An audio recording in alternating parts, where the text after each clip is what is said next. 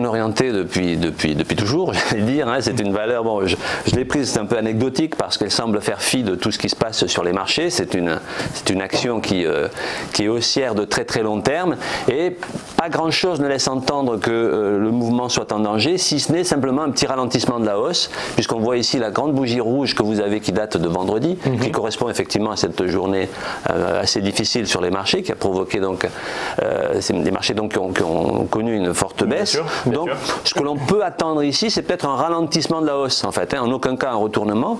En tout cas, j'ai tracé la grande ligne noire ici qui était une résistance d'une épaule tête-épaule. Alors on ne la voit pas bien en journalier, mais je l'ai tracé sur l'hebdomadaire. On avait une épaule tête-épaule inversée, et donc épaule tête-épaule inversée, en cassant donc cette ligne de coût qui est ici en noir sur les 214 €.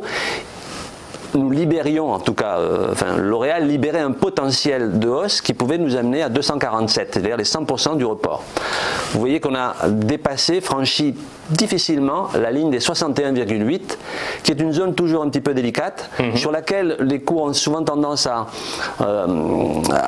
revenir en arrière. Hein. Bien sûr.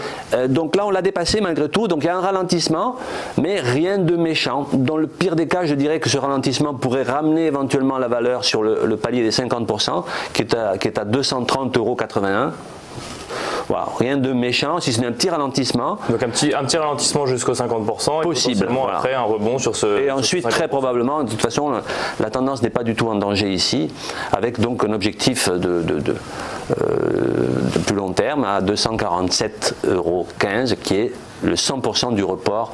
Et comme ce sont des plus hauts historiques, il n'y a rien théoriquement dans le passé qui gêne en tout cas, hein, puisque la notion de support-résistance est liée aux historiques, hein, au comportement des investisseurs qui eux ont agi par le passé sur ces niveaux-là. Or, ces niveaux-là n'ont pas été connus avant, donc là pour le coup, il n'y a pas d'obstacle on majeur. anticipe, mais il n'y a pas d'obstacle. Voilà.